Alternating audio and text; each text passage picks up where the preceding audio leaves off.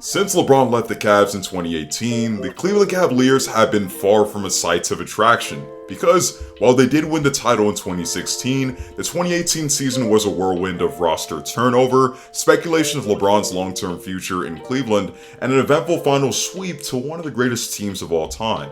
One silver lining in this whole thing was the fact that through the Kyrie Irving trade in the previous offseason, the Cavs were able to get Brooklyn's first-round pick, who they used to select Colin Sexton. But even then, the roster was far from great and void of solid young talent. The Cavs were going to be stuck with Kevin Love due to a new extension, and the future consequently looked pretty bleak. However, in 2021, the Cleveland Cavaliers now have one of the better young cores in the entire league and are on course to potentially make the playoffs, despite that probably being a pipe dream prior to the season. But before we talk about how the Cavs have turned it around, be sure to leave a like on the video, as each like only takes a second over time but makes a massive difference for this channel. And also, if you end up enjoying the video, then feel free to subscribe to the channel for more content like this. Following a horrendous 2019 season in which the Cavs went 19-63, the Cavs were awarded with the 5th pick in the NBA draft, which they used to select 6'1" guard Darius Garland out of Vanderbilt. If we're being honest, this was a very divisive pick since a potential Garland-Sexton backcourt would be miniature and would be far from ideal defensively. Not only that, while he did post great efficiency in college, he only played 5 games due to injury, making people question how good of a prospect he actually was. However, Garland's steady improvement heading into year 3 and his overall comfortability with the game further proves that the Cavs made the right pick.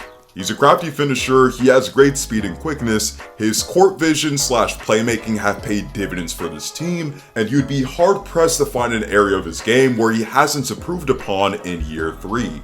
Piggybacking on what I just said, what I love about Garland's game is that he's an unselfish and willing passer and is very adaptable, functioning as an off-ball player, all of which will propel him into being one of the better guards in this league. But going back to the Cavs as a whole, the 2020 season proved no different than 2019. Matter of fact, you could argue that it was more turbulent than 2019. They won only 19 games, were 15th in the East, and were obviously not invited to the NBA bubble. Another important thing to note about this season was that John Beilein was the coach, whom the Cavs signed to a 5-year deal over the previous offseason. However, Beilein never even made it through the full season and predictably struggled transitioning from a great college coach to an NBA coach. The pace of the game in the NBA is obviously different. The amount of respect you garner from your players is much different than in college because the students you're yelling at don't make 5 times your salary, and your roster isn't dependent on who you can recruit. Meaning, you're basically at the mercy of who your team can acquire through trades, free agency, or in the draft. On top of all of that, it doesn't help that he reportedly called his players thugs in a film study.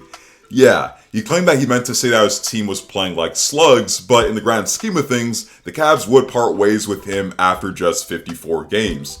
This meant that the Cavs would have 4 different coaches since LeBron's departure in 2018.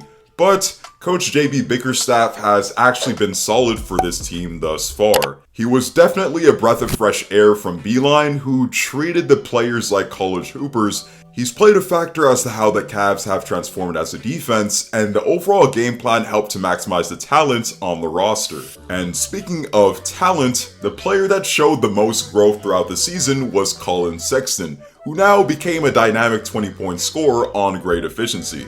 Despite the improvements towards the end of the season, the Cavs were still bottom feeders out east. Therefore, they got another lottery pick which they used to select defensive wing Isaac Okoro. In the 2021 season, the Cavs were still mediocre, only winning 22 games on the season. However, there was much improvement up and down. Sexton was now a 24 points per game scorer on solid efficiency, Garland took noticeable leaps in his sophomore season, and the Cavs would jump in on the James Harden trade and swoop up Jarrett Allen for a first-round pick. Since stepping foot in Cleveland, Jarrett Allen has proven to be worthy of every penny of that extension that he signed in the offseason. He's been an interior force on both ends of the court, he's guaranteed to give you a double-double night in and night out, and is producing with otherworldly efficiency. He's shooting 70% from the field on the season, and over the last 5 games, He's averaging 24 points and 12 rebounds on 80% from the field. Just to put that into perspective, he joins Dwight Howard and Rudy Gobert as the only players in the past 50 seasons to accomplish that feat. Another benefit of Jarrett Allen's game is that he's been adaptable to the core members of this roster, namely both Darius Garland and Evan Mobley. Like I said before, the Cavs were a mediocre team in 2021. However, they were blessed with the third pick in the draft, which they used to select uber talented big Evan Mobley. While he was the second best or third best prospect in the draft, depending on who you asked, many people questioned whether the Cavs would take him due to the supposed awkward fit between him and Jarrett Allen. However, Mobley just proves why you should draft based off talent and not fit. Evan Mobley is pretty much what people have termed NBA unicorn over the years, but he really is that to the truest extent.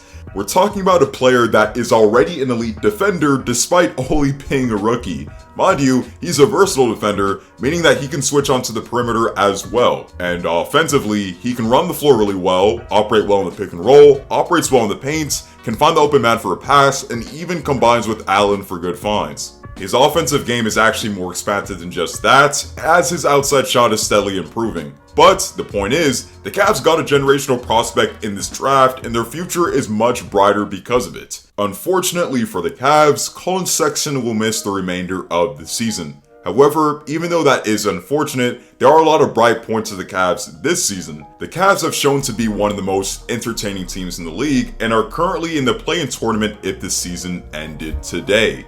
They are by no means a title contender, but they now have the right pieces to move forward as a franchise, whereas 3 years ago, we all assumed that would be destined for mediocrity in a LeBron-less era.